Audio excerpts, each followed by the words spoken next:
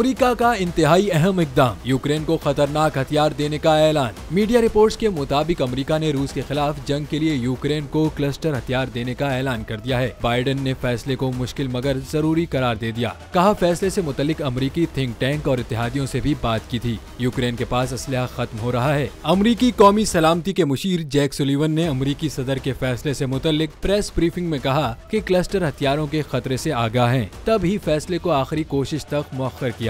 Joe Biden के फैसले का दिफा करते हुए कहा कि यूक्रेन ये हथियार किसी गैर मुल्क में नहीं बल्कि अपनी हिफाजत के लिए इस्तेमाल करेगा। अमेरिका मुश्किल की इस घड़ी में यूक्रेन को तन्हा नहीं छोड़ेगा।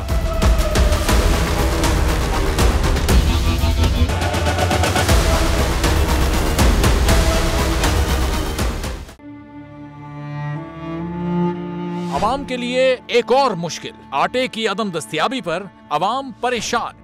शदीद गर्मी में यूटिलिटी स्टोर्स के बाहर लंबी लंबी कतारें।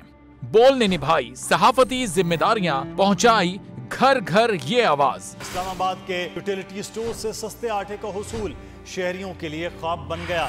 बोल न्यूज हकायक सामने ले आया है। आओ मिलकर आवाज उठाएं, पाकिस्तान को बदलें बोल के साथ। बोल बना अवाम की आवाज। अवामी शिकायत पर बोल ने किया मुताल्लिका इदारों से मुतालबा।